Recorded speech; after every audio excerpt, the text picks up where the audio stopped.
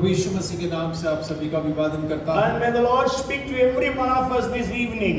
और हो के परमेश्वर आज शाम को हम सब से बातें करें। We read from the scriptures from the book of Matthew chapter 21. और हमने मत्ती रचित सुसमाचार उसका 21वें अध्याय से वचन को पढ़ा है। Few years back I preached about Jesus visiting different houses. और 2 साल पहले मैंने प्रचार किया था कि यीशु मसीह अलग-अलग घरों के अंदर में जा रहा It है। was preached in 3 sermons.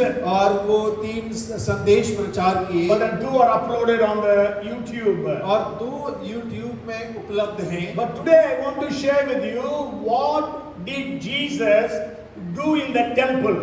और आज मैं आपके सामने प्रचार करना चाहता हूं कि यीशु मसीह ने मंदिर में क्या किया। Okay, we all know that there was a temple in Jerusalem where all the Jews needed to go and worship God. और हम सब इस बात को जानते हैं कि यरूशलेम में एक मंदिर हुआ करता था जहां पे सारे यहूदियों को आराधना करने के लिए वहां जाना पड़ता था। They have to compulsorily go 3 times in a year. और उन्हें आवश्यक है कि साल में 3 बार उस मंदिर के अंदर में वो जाएं। So Jesus being a Jew, he also went to that temple 3 times in a year. और यीशु मसीह जो यहूदी था वो भी साल में 3 बार मंदिर में जाया करता था। And so during his ministries he went few times. और अपनी सेवकाई के समय में वो कुछ समय वहां पर गया। And what he did, that's what we are going to see today. और उसने क्या किया उसी बारे में आज हम देखने वाले हैं। What he wants to do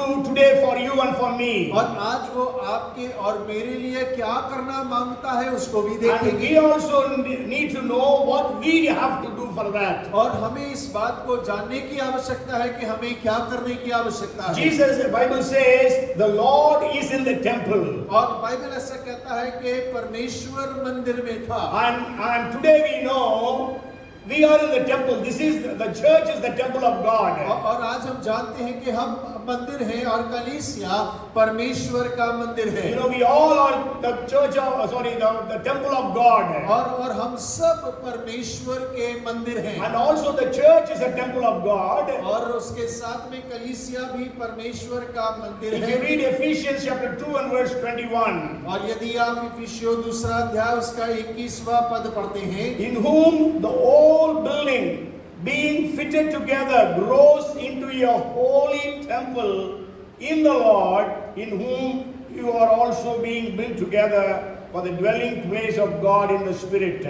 और जिसमें सारी रचना एक साथ मिलकर प्रभु में एक पवित्र मंदिर बनती जाती है। Okay, so Jesus is in the temple. और यीशु मसीह मंदिर में है। Today he is in our midst because this is the temple of Jesus Christ today. और आज वो हमारे मध्य में है क्योंकि ये यीशु मसीह का मंदिर है। I will share 5 things that Jesus did in the temple. और मैं 5 बातों को बांटूंगा जो यीशु मसीह ने मंदिर में किए। Maybe before that, just for your information, you know the visits of Jesus to Jerusalem is often repeated only by John in his gospel. और केवल आपकी जानकारी के लिए बताना चाहता हूं कि यीशु मसीह का जो मंदिर में जाना था वो बार-बार केवल यूहन्ना की पत्री में दोहराया गया है। But then in Matthew, Luke and John, we just read about his visit to Jerusalem only once, and that is the last week of his ministries and his crucifixion and resurrection. और मत्ती मरकुस में हम पढ़ते हैं कि उसका जो यरूशलेम में जाना है उसकी सेवकाई के आखिरी हफ्ता जो आखिरी समय है उसमें एक बार ही वो जाता है और ऐसा वहां वर्णन किया And गया that is है। what we read from Matthew chapter 21 onwards. That is the triumphal entry. That is what we read. So Jesus went into Jerusalem. After that he was in Jerusalem. And it is in Mark chapter 11 onwards and 19th chapter of Luke onwards. और देखिए हम मत्ती 21 में उसके बारे में पढ़ते हैं, लूका में पढ़ते हैं, मरकुस में पढ़ते हैं कि वो यीशु मसीह यरूशलेम में विजय प्रवेश करता है और उसके बाद में वो वहां पर रहता कार्य करता है। But in John again and again writes that Jesus visited the temple, Jesus went to Jerusalem. और लेकिन यूहन्ना बार-बार इस बारे में चर्चा करता लिखता है कि यीशु मसीह मंदिर में गए, यीशु मसीह यरूशलेम में गए। Okay, I think almost 65% of of John's writing is centered around Jerusalem. और मैं इस प्रकार मानता हूं कि यूहन्ना का जो लेखन है वो 65% केवल यरूशलेम और मंदिर के आसपास के ऊपर में है। But then Matthew, Mark and Luke, they describe the ministries of Jesus in Galilee. और लेकिन मत्ती, मरकुस और लूका गलील में यीशु मसीह की सेवकाई का वर्णन करते हैं। And you know, in Matthew, Mark and Luke, we don't read about Jesus. People planning to kill Jesus. और लेकिन मत्ती, मरकुस, लूका में हम इस बात को नहीं पढ़ते हैं कि लोग यीशु को मारने की योजना बना रहे हैं। Just for once, it happened in Nazareth. We read about it in the 4th chapter of Luke. और लूका उसके 4थे अध्याय में नासरत में एक बार ही उसका जिक्र वहां पर दिया गया है। But then in John, again and again we can read they wanted to stone him to death. They wanted to kill him. और लेकिन यूहन्ना में बार-बार हम पढ़ते हैं कि वो पथराव करना चाहते थे, उसे मारना चाहते थे। Okay, so anyhow, so the first thing that Jesus did in the temple was he cleansed the temple. और सबसे पहले जो मंदिर में उसने कार्य किया, उसने मंदिर का शुद्धिकरण किया। And I believe that Jesus, when he was starting the ministries, he cleansed the temple, and before his death, he cleansed the temple. और मैं इस प्रकार मानता हूं कि जब उसने अपनी सेवकाई को आरंभ किया तब मंदिर का शुद्धिकरण किया, और जब वो सेवकाई का अंत कर रहा है तब भी मंदिर को शुद्ध कर रहा है। Because in John's 2nd chapter we read about Jesus cleansing the temple of Jerusalem. और क्योंकि यूहन्ना उसके 2 अध्याय में आप इस बात को पढ़ेंगे कि यीशु मसीह मंदिर को साफ कर रहा है। And but in Matthew, Luke and Mark we read that Jesus was cleansing the temple at the end of his ministry. और लेकिन जब हम मत्ती, मरकुस और लूका में पढ़ते हैं तो अंतिम पदों में वो आता है कि वो मंदिर को साफ कर रहा है। So today we are in the temple of God. और आज जब हम परमेश्वर के मंदिर में हैं, So what Jesus wants to do with you and me और is यीशु आपके और मेरे साथ में क्या करना मांगता he है, wants to cleanse us. और वो हमें शुद्ध करना चाहता We है। have got so many sins in our और lives. हमारे जीवन में बहुत सारे पाप हैं। So Jesus, first of all, he wants to cleanse you and me so that we will be holy before God. और वो सबसे पहले आपको और मुझको शुद्ध करना मांगता है ताकि मैं और आप परमेश्वर के सामने पवित्र हो जाएं। And we should never allow Jesus to be outside the church, outside the temple. और हमें यीशु मसीह को कभी कलीसिया के या मंदिर के बाहर रहने की अनुमति नहीं करना है। Okay, you know the Laodicean church had kept Jesus out of the church. और हम जानते हैं लौदीकिया की कलीसिया ने यीशु मसीह को कलीसिया के बाहर रखा। So let us be cleansed today of all our sins, iniquities and transgressions. और होके आज हम सारे अपराधों से, पापों से अपने आप को शुद्ध करने पाएं। You know, if you read the Song of Solomon, chapter 2 and verse 15. और जब आप श्रेष्ठ गीत उसका 2 अध्याय 15 पद पढ़ते हैं, There the Bible says that catch all those little small foxes because they have destroyed my vineyard. और वो कहता है Catches the foxes, the little foxes that spoil the vines, for our vines have tender grapes. और वो कहता है सारी छोटी लोमड़ियों को पकड़ लो क्योंकि वो छोटी दाख की बारियों को खराब कर रहा है जहाँ पे कोमल फल और फूल लगे हैं। So there are small sins in our life which are destroying our lives. और छोटे छोटे पाप जो हमारे जीवन को सत्यानाश कर रहे हैं। Okay, so when we come to the temple, the Lord cleanses us of all those small sins as well as big sins if we have. और जब हम प्रभु यीशु मसीह के पास में आते तो यीशु मसीह हमारे सारे छोटे छोटे और बड़े पाप जो हमारी जिंदगी में है उन सारी बातों से हमें शुद्ध करता है। So let us be cleansed this day completely of all our sins. और होके आज के दिन में हम अपने सारे पापों से, अपराधों से शुद्ध हो जाएं। And then the second thing that Jesus does in the temple, और दूसरी बात जो यीशु ने मंदिर में किया, we read that verse, Matthew chapter 21 and verse 14. और हमने मत्ती उसका 21 अध्याय और उसका 14वां पद पढ़ा है। It says that the blind and the lame came to him in the temple and he healed them. और वहां लिखा है तब अंधे और लंगड़े मंदिर में उसके पास आए और उसने उन्हें चंगा So किया। in the temple, Jesus heals everyone. और मंदिर में यीशु मसीह प्रत्येक को चंगा करता है। So you are here today and you are sick today. Jesus wants to heal you. और यदि आज आप यहाँ मौजूद हैं और आप यदि बीमार हैं तो यीशु आपको चंगा करना मांगता And है। here we read that he healed the blind and the lame. और यहाँ लिखा है कि उसने अंधे और लंगड़ों को चंगा किया। Means the blind and the lame cannot be healed at all. और इसका अर्थ है कि अंधे और लंगड़े चंगे हो ही नहीं सकते, Because it is beyond the natural abilities. और क्योंकि ये स्वाभाविक क्षमताओं से परे है। So maybe you are watching on the video and Jesus wants to heal you of all your sickness this day. और हो सकता है कि आप वीडियो में देख रहे होंगे आज के दिन में यीशु आपके हर एक रोग से आपको चंगा करना मांगता And है। the third thing that Jesus did in the temple. और तीसरी बात जो यीशु ने मंदिर में की, Okay, some of you can guess. और आप में से कई लोग बोल सकते हैं What did Jesus do in the temple? और यीशु ने मंदिर में क्या किया। First we said he cleansed the temple. और पहला हमने कहा कि उसने मंदिर का शुद्धिकरण किया, And second he healed the sick. और दूसरा उसने बीमारों को चंगा किया। Sorry? He taught in the temple. Yes, very good. Third is teaching and preaching in the temple. और तीसरा है उसने मंदिर में प्रचार और शिक्षा किया। There are so many references. I am not going to read everything to you. और बहुत सारे वचन हैं, मैं सब आपके लिए नहीं पढ़ूंगा। And so today we know in the church, the Lord teaches us through His Holy Spirit. और हम जानते हैं कि आज कलीसिया में परमेश्वर पवित्र आत्मा के द्वारा हमें शिक्षण देता है। Couple of weeks before we studied about the titles of the Holy Spirit. और जब हम पवित्र आत्मा के शीर्षकों या नामों के बारे में पढ़ So रहे He is थे, the Spirit of truth. और वो सत्य का आत्मा है, And He will teach us all things and He will guide us into all truth. और वो सारे सत्य में अगुवाई करेगा, सारे सत्यों को सिखाएगा। So we have to understand the Lord teaches us in His temple. और हमें इस बात को समझने की आवश्यकता है कि यीशु मसीह अपने मंदिर में हमें सिखाता है। Fourth point, anybody wants to guess? और चौथा बिंदु कोई बतलाना मांगेगा?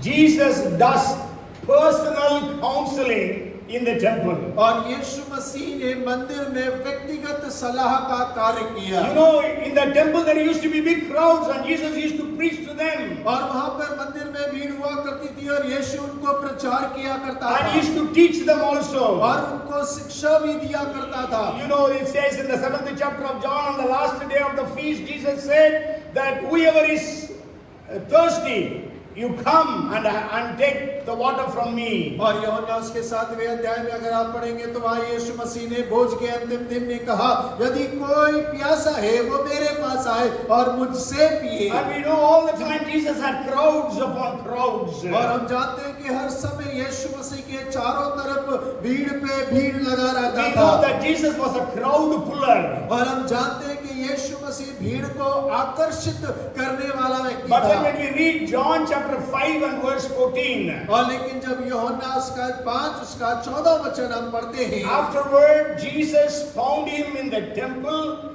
and said to him, see, you have been made well, sin no more, lest a worse thing come upon you. और इन बातों के बाद में यीशु को मंदिर में मिला। यीशु ने उससे कहा, देख तो चंगा हो गया है, फिर से पाप मत करना, ऐसा ना हो कि इससे भी कोई भारी विपत्ति तुझ पर आ पड़े। We know that Lord Jesus healed this man who was sick for 38 years. और हम जानते हैं कि यीशु ने इस 38 वर्ष से रोगी को चंगा किया था। And it is so good of that man also. Soon after getting healed, he did not go to his house. He first went to the temple. और देखिए इस व्यक्ति के बारे में जो बहुत अच्छा से लिखा है कि चंगा होने के तुरंत बाद वो घर नहीं दौड़ा परंतु मंदिर की ओर गया। Because for 38 years he has not been to his house. और क्योंकि 38 वर्ष से वो अपने घर भी नहीं पहुंच पाया था। But then he was was first to go and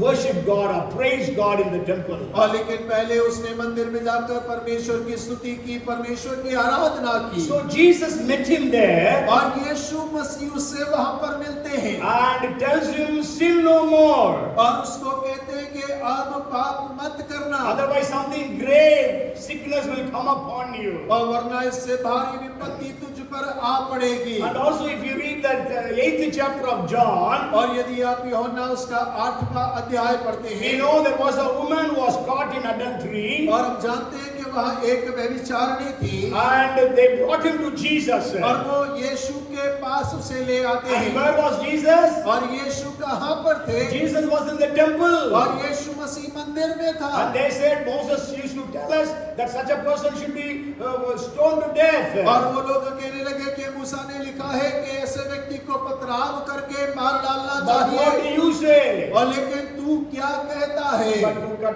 But we all know that story. So at the end, everybody leaves. और हम सब इस कहानी को जानते हैं। अंत में हम देखते हैं कि सब चले जाते हैं छोड़कर उसे Then Jesus अकेला। said, there was no one to accuse you. और यीशु ने कहा कि अब तुझ पर दोष लगाने वाला कोई नहीं। Then Jesus said, nor will I accuse you or condemn you. Go and sin no more. और यीशु ने कहा मैं भी तुझ पर दंड की आज्ञा नहीं देता, जा और फिर पाप ना करना। Okay, so Jesus is in the temple for personally counseling us. और यीशु मसीह मंदिर में था ताकि व्यक्तिगत तौर पर वो हमें सलाह दे सके। Sure, we all are together hearing the word of God. और हाँ, हम सब एक साथ में परमेश्वर के वचन को सुन रहे But हैं। then the Holy Spirit, through some word that comes out of our mouths, is ministering to you, and that is the word of personal counseling. और हाँ, जब पवित्र आत्मा हमारे मध्य में है, जब वचन हमारे मुख से निकलते हैं तो किसी वचन को लेकर वो व्यक्तिगत तौर पर हमें सलाह देता है, हमारी सेवकाई करता है। Okay, sure. We also after the service we pray for people. That time also we counsel people. और हाँ, सभा के बाद में जब हम लोगों के लिए प्रार्थना करते हैं तब तो ये हम लोगों को सलाह देते हैं। And so there is personal counseling by Jesus in the temple. और मंदिर के अंदर में यीशु मसीह के द्वारा व्यक्तिगत तौर पर सलाह देना दिया जाता And है। the fifth thing, the last point in this is he was walking in the temple. और पांचवा जो इस विषय में आखिरी बिंदु है, वो मंदिर में चला फिरा करता If था। you read John chapter 10 and verse 23. और यदि आप यूहन्ना उसका 10 उसका 23 पढ़ते हैं, And Jesus walked in the temple in Solomon's porch. और यीशु मंदिर में सुलेमान के ओसारे में टहल रहा था। Okay, so Jesus is walking in the temple when we gather. और जब हम इकट्ठा होते हैं तब यीशु मसीह हमारे मध्य में टहलता है। Hallelujah. Hallelujah. We need to have such experiences in our midst when we gather. और जब हम इकट्ठा होते हैं तो हमें इस प्रकार के अनुभवों को करने की आवश्यकता है। That Jesus is moving in our midst. और यीशु मसीह हमारे मध्य में टहल रहा है। In Hindi we pray like this, चलते फिरते नजर आना, प्रभु आराधना में चलते फिरते नजर आना. So Lord, you must be walking around and seen by us. और हम हिंदी में इस प्रकार कहते हैं, प्रभु जब हम प्रार्थना करते हैं तुम्हारे मध्य में चलता फिरता नजर आने पाए। So Jesus walks in the temple. और यीशु मसीह मंदिर में चला करता Even था। if you read Revelation chapter 1, there the Bible speaks about Jesus standing in the midst of 7 candlesticks in 1:13. और जब हम एक प्रकाशित वाक्य 1 उसके 13 में पढ़ते हैं तो यीशु मसीह वहाँ मोमबत्तियों के दीप के बीच में खड़ा हुआ नजर आता है। And then in the 20th verse, Jesus explains to John the 7 lampstands or the 7 churches. और देखिए वो 20वें पद में जो 20 तारे और 20 दीवटे हैं उसके बारे में भेद खोलकर बोलता है कि वो कलीसिया है। So Jesus is standing in our midst. और यीशु मसीह हमारे मध्य में खड़ा है। And may God open our eyes so that we can see that Jesus is standing in our midst. और होके परमेश्वर हमारी आंखों को खोले ताकि हम इस बात को देखने पाए कि यीशु हमारे मध्य में खड़ा है। And we know Jesus said, where 2 or 3 are gathered in my name, there I am in their midst. और यीशु मसीह ने कहा जहाँ 2 या 3 मेरे नाम से है मैं उनके मध्य मध्य में उपस्थित होता हूँ। So I shared with you 5 things that Jesus does in the temple. और देखिए मैंने 5 बातों को बांटा जो यीशु ने मंदिर में की। So today, from today, whenever we gather, let us expect all these 5 things happening in our midst. और आज से जब हम इकट्ठा होते हैं इन 5 बातों को हम अपने बीच में होने के लिए आशा रखें। So in this temple, in this church today, in the service, may the Lord cleanse every one of us of all our sins. और होके आज इस मंदिर में इस सभा के अंदर में परमेश्वर हम सब के हर एक पापों से हमें शुद्ध करे। May the Lord heal every one of us of our sicknesses and diseases. और होके परमेश्वर हमारे सारे रोगों से, बीमारियों से, परेशानियों से आज हमें चंगा करने पाए। May the Lord teach every one of us. और होके परमेश्वर हम में से हर एक जन को सिखाने पाए। Maybe you are in a problem and a situation. May the Lord give you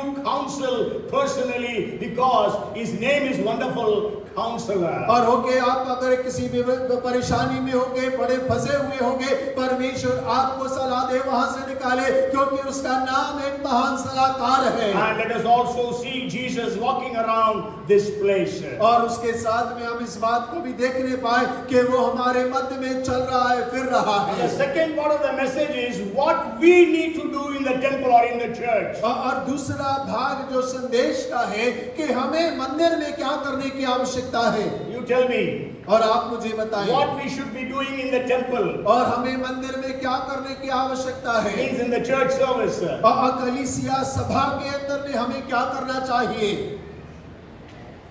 We come and warm up the benches. और हम आते हैं और आकर अपनी कुर्सियों को गर्म करते हैं। And somebody is leading the worship.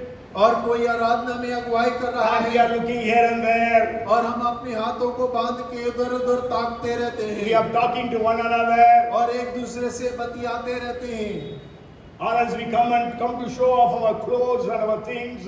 और या तो फिर अपना कपड़ों का या अपनी चीजों का दिखावा करने के लिए आते हैं। Why do we come to church and what we should do in the church? और हम किस लिए और क्या करना चाहिए जब हम कलीसिया में आते हैं। Means when Jesus was in the temple, what did the people do?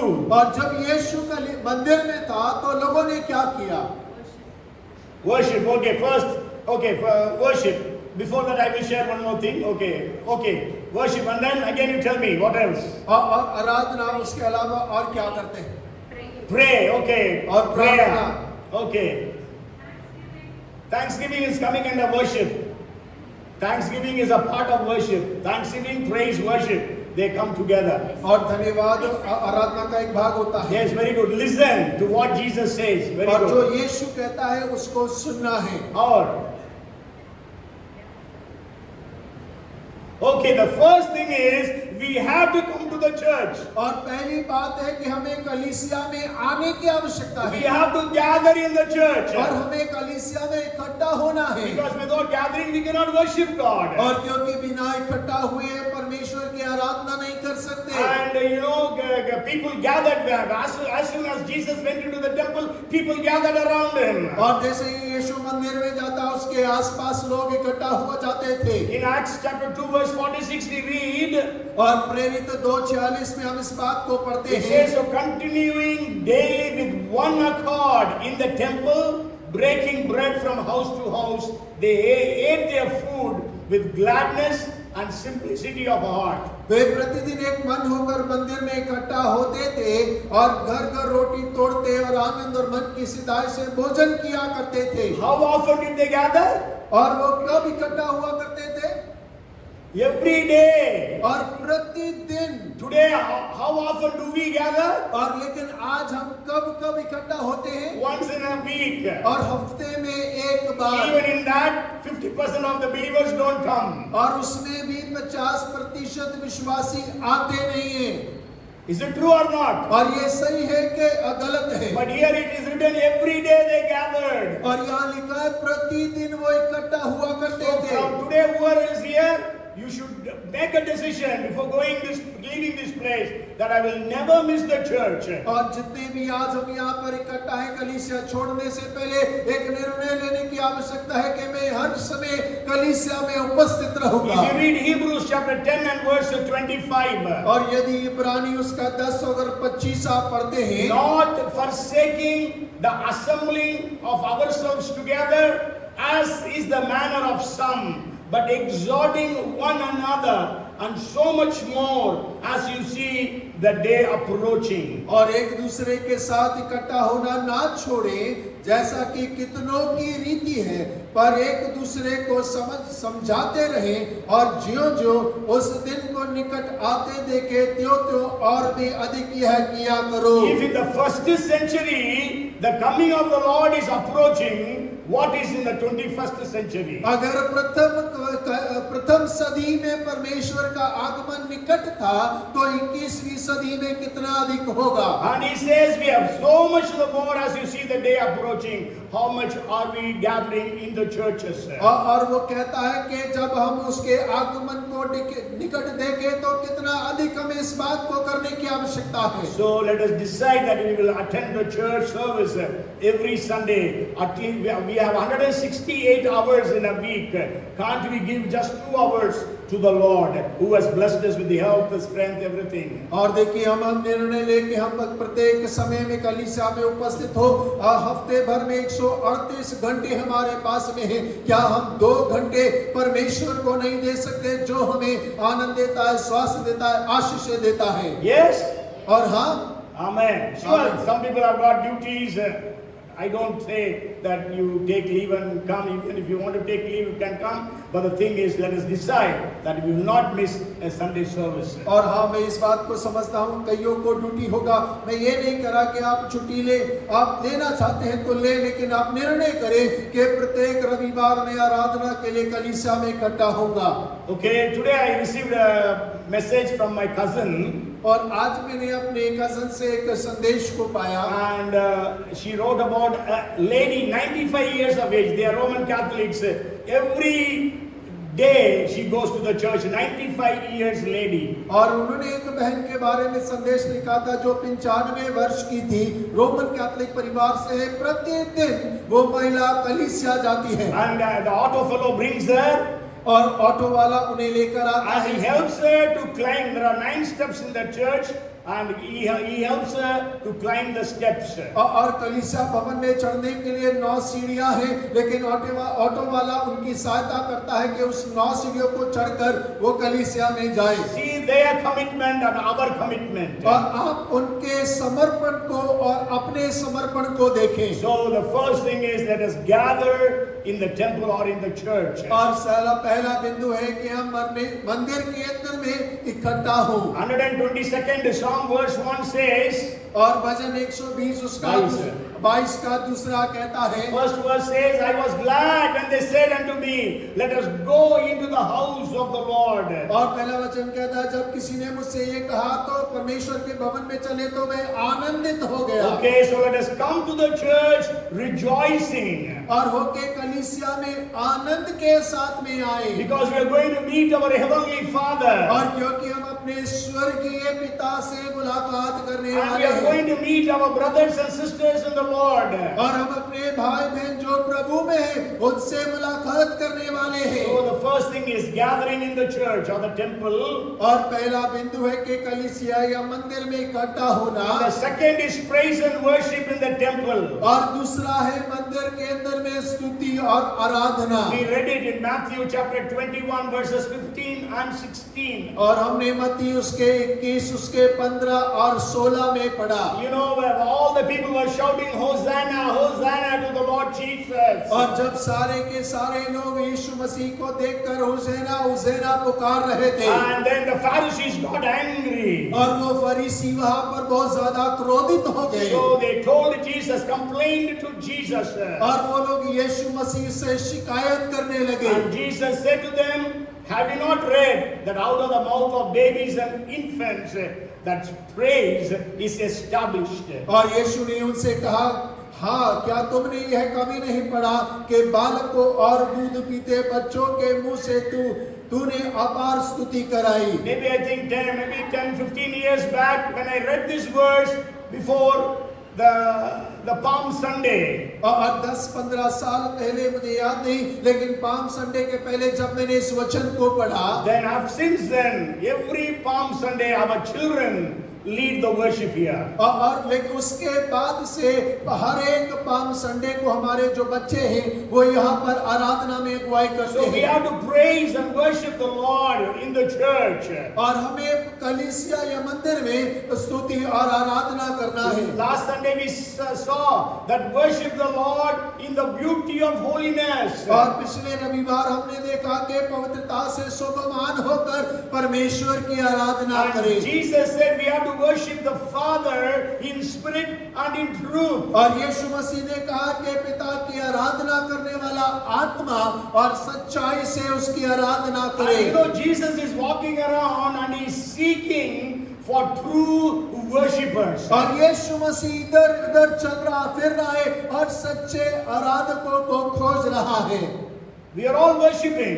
और हम सब आराधना कर रहे हैं But only Jesus can say whether I worshipped or not. और केवल यीशु ही बता सकता है कि मैं आराधना कर रहा था या नहीं। Because if you read Matthew chapter 15 and verse 8, और यदि मत्ती उसके 15 उसके 8 को पढ़ेंगे Jesus was talking about it like he says, these people draw near to me with their mouth and honor me with their lips, but their heart is far from me. और ये लोग होठों से तो मेरा आदर करते हैं पर उनका मन मुझसे दूर रहता So है। maybe we are worshipping. और हो But सकता है कि हम आराधना कर रहे हो is it that Jesus is telling they worship with their lips and mouth, but their hearts are far away from me? और यीशु मसीह इस बात को बतला सकता है कि वो होठों से तो मेरी स्तुति आराधना कर रहे हैं लेकिन उनके हृदय मुझसे बहुत दूर It हैं। means that we don't have a relationship with God. और इसका अर्थ है कि हमारा परमेश्वर के साथ में कोई संबंध नहीं We है। always say like this, Christianity is not a religion, but it is a relationship. और किसी ने कहा कि मसीहत जो है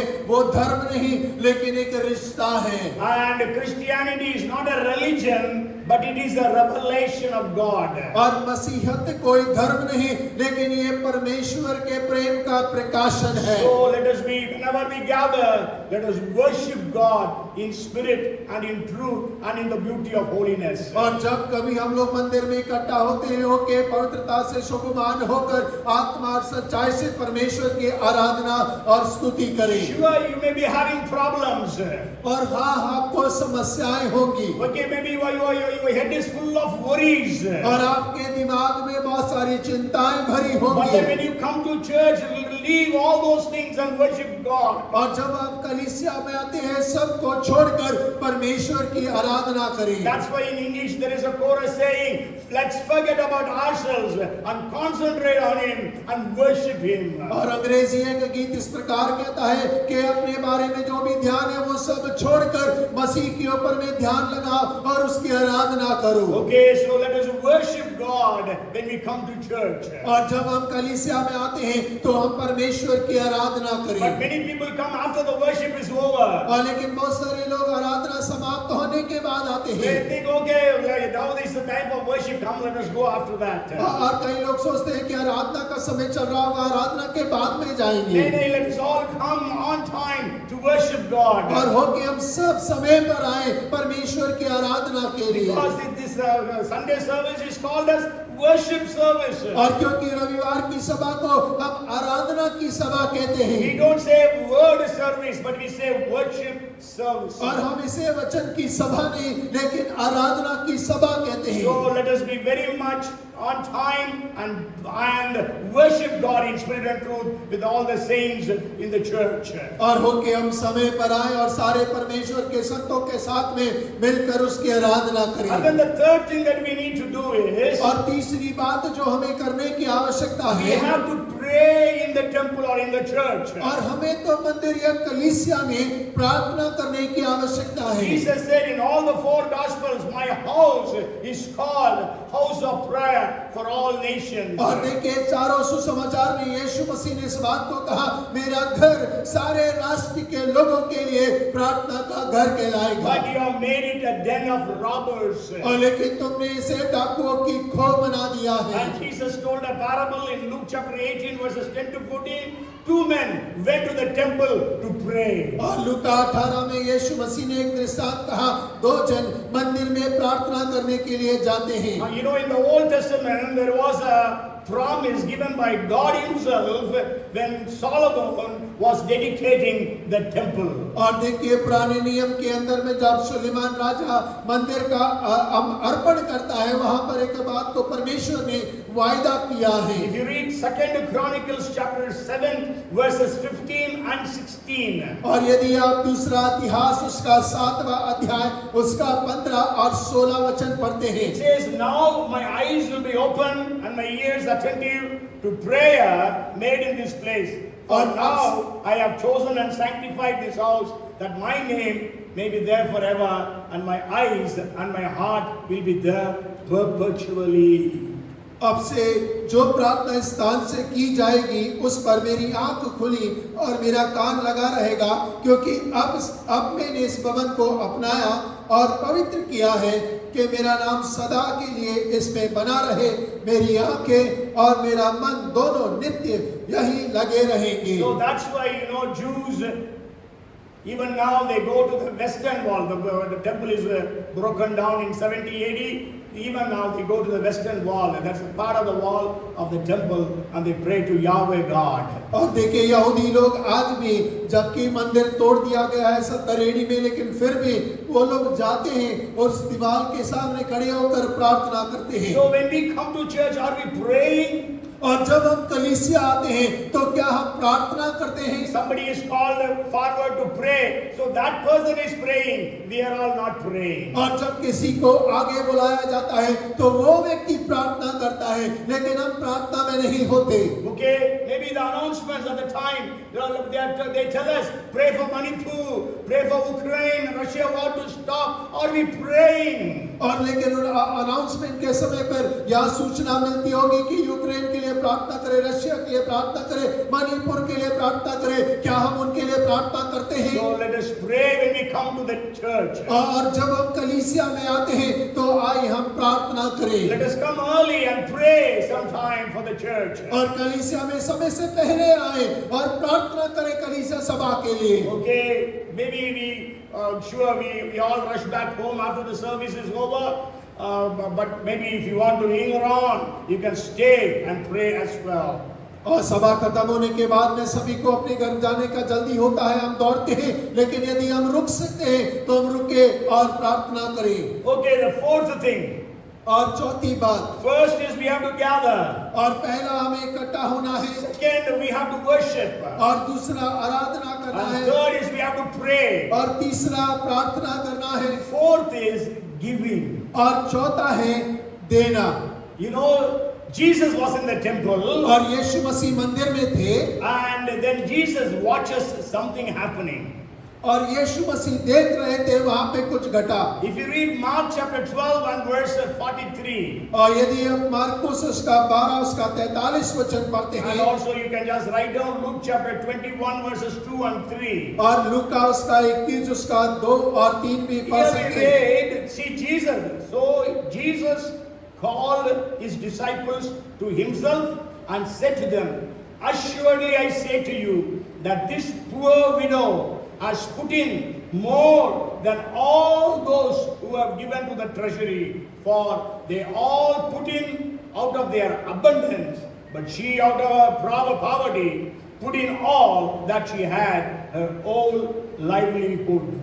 तब उसने अपने चेलों को पास बुलाकर उनसे कहा, मैं तुमसे सच कहता हूँ कि मंदिर के भंडार में डालने वालों में से इस कंगाल विधवा ने सबसे बढ़कर डाला है, क्योंकि सबने अपने धन की बढ़ती में से डाला, परंतु इसने अपनी घटी में से जो कुछ उसका था अर्थात अपनी सारी जीविका डाल दी है। Okay, so we need to give when we come to the church. और जब हम कलीसिया आते हैं हमें देने की आवश्यकता है। Okay, Paul commends the Macedonian church for giving in poverty. और देखिए मसीह दुनिया की कलीसिया को पौल कहता है कि अपनी दरिद्रता में से कलीसिया को दो।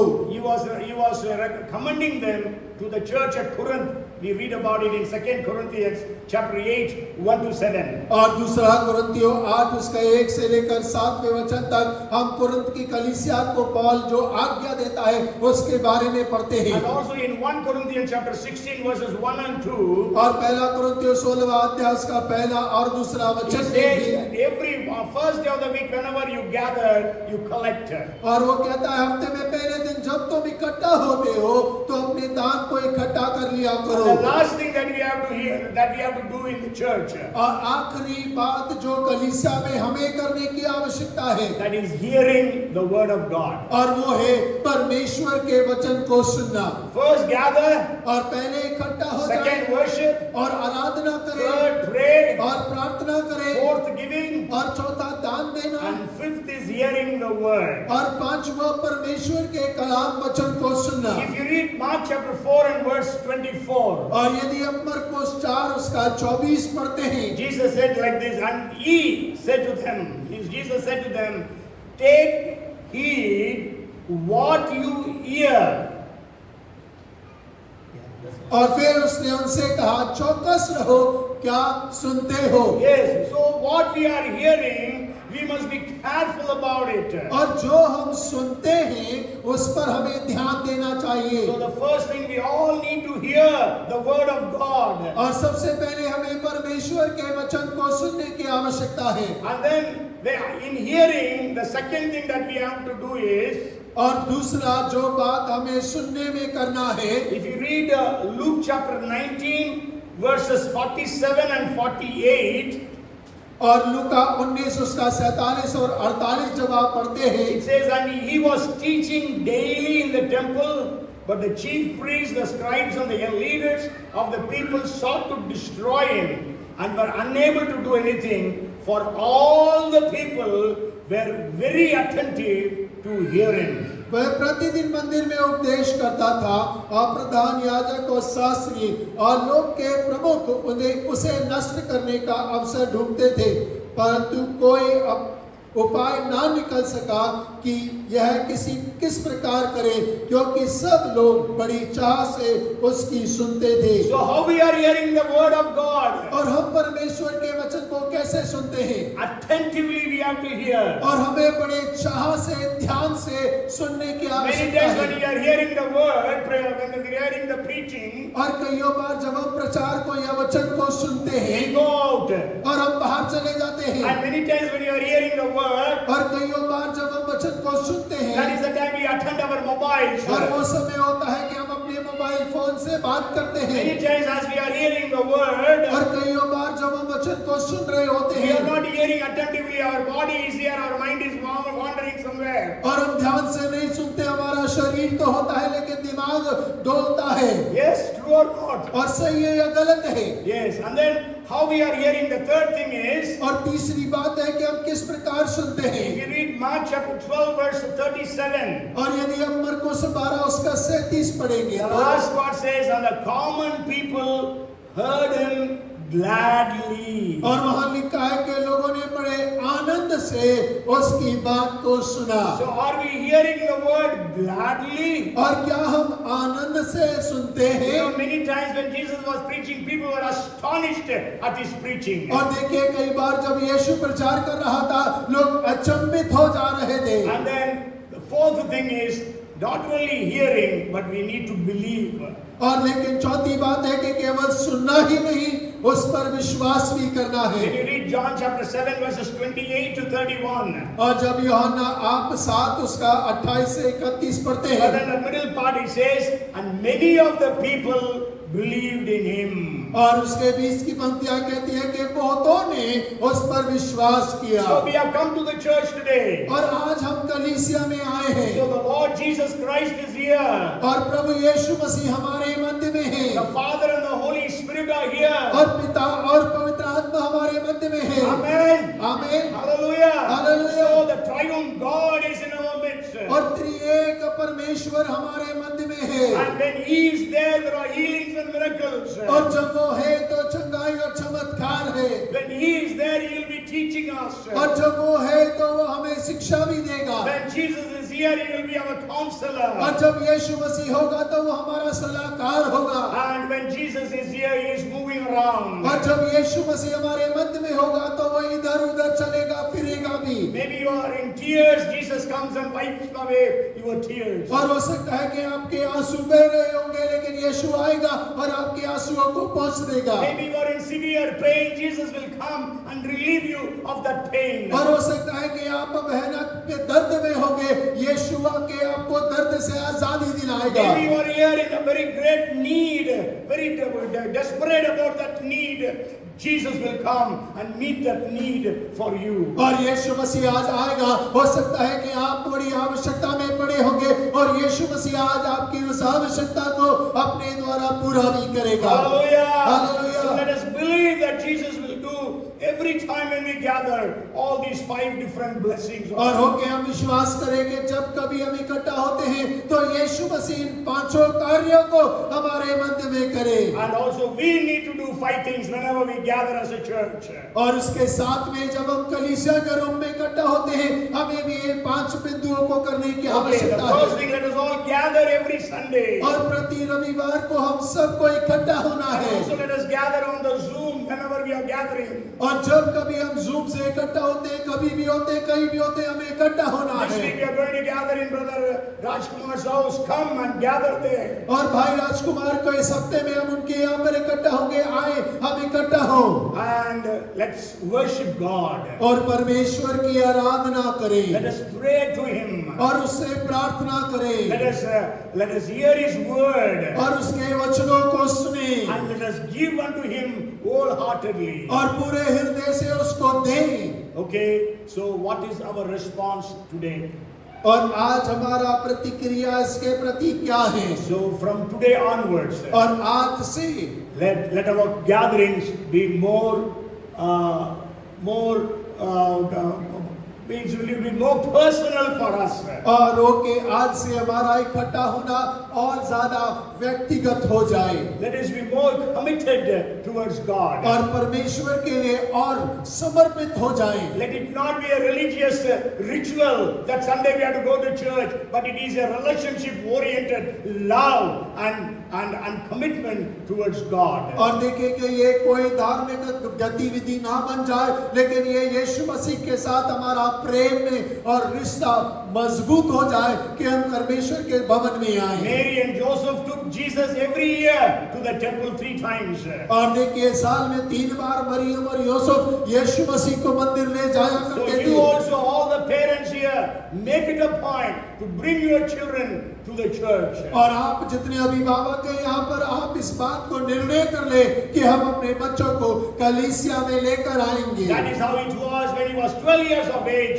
He was brought to the temple for the Passover feast. और देखिए फसह के पर्व के लिए जब यीशु मसीह 12 वर्ष का था उसको मंदिर में लेकर आया गया। And we know that Jesus was teaching the people, the Pharisees, the scribes, the teachers of the law. Jesus was teaching to them. और हम इस बात को जानते हैं कि फरीसी सदुकी और जो व्यवस्था के सिखाने वाले हैं उनको यीशु मसीह सिखा रहा था। For 3 days he was teaching them. और 3 दिन वो उन्हें सिखा रहा था। Just 12 years of age. और 12 साल का बच्चा। Means no, it was not because Jesus was God. और इसका मतलब ये नहीं कि वो इस बात कर पा रहा था कि वो परमेश्वर है। He did not know those scriptures because he was God. और उनको वचन इसलिए नहीं पता था कि वो परमेश्वर है। But because Mary had taught him, because Mary knew that this boy of mine is a miracle child, so I have to teach him all the things. और मरियम उसको सिखाती थी। मरियम इस बात को जानती थी कि ये मेरा बेटा चमत्कार का बेटा है और उन सारी बातों को वो उसको सिखाया करती थी। So she prepared him in that way. और उसने अपने बेटे को उस प्रकार से तैयार So किया। mothers here, fathers here, I want to tell you that you prepare your children. और माता यहाँ है, पिता यहाँ है, आपसे कहना मांगता हूँ कि आप अपने बच्चों को इस प्रकार से तैयार करें। Sure, you send them to schools or you send them to tuitions, you send them to coaching, you do so many things for them. और हाँ, आप उन्हें स्कूल भेजते हैं, ट्यूशन भेजते हैं, कोचिंग भेजते हैं, बहुत सारी बातों को सिखाने के लिए भेजते हैं, But never fail to teach them God. और परमेश्वर को सिखाने में आप कभी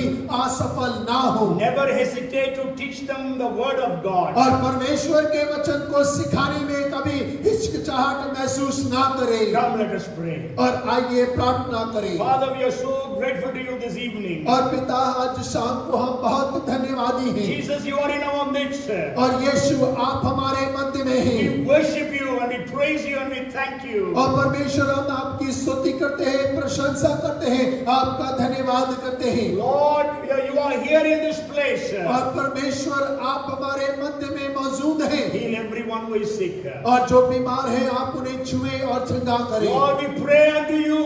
और पिता, आपसे प्रार्थना करते हैं, Miracles happen in the lives of people. और लोगों के जीवन में चमत्कार होने पाए। Let people see us and find that we are somebody different. और परमेश्वर, लोग हमें देखें और देखकर इस बात को जाने कि हम दूसरों से अलग हैं। Oh, do great miracles, we pray. और हम प्रार्थना करते हैं कि बड़े बड़े चमत्कार हमारे मध्य में कर। Let us not miss Sunday services. और परमेश्वर, हम रविवार सभा से वंचित ना होने Let us पाए, give the best of worship every Sunday. और प्रति रविवार सबसे उत्तम आराधना आपको चढ़ाने पाए। Let us pray earnestly every Sunday and every day. और प्रतिदिन और हर एक रविवार को प्रभु आप निरंतर प्रार्थना करने पाए। Even as they prayed, the place was shaken.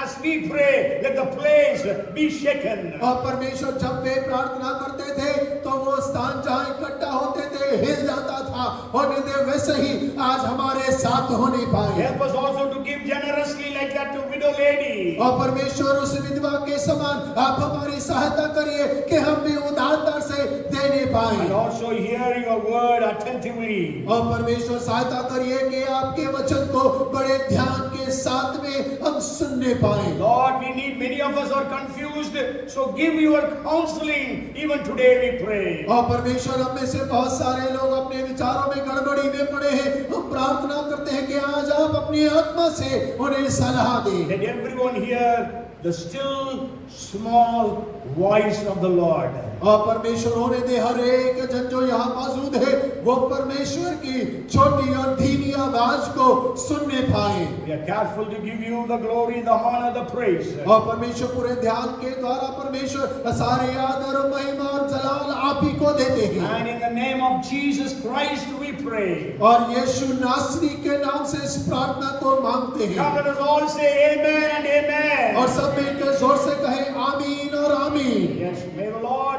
Jesus Christ, the grace of Him, the love of Father, and the fellowship of the Holy Spirit, anointing and the power and the gifts of the Holy Spirit be released upon our lives now and forevermore. Amen and amen. Bolo Prabhu Yeshu Masih ki. Hallelujah.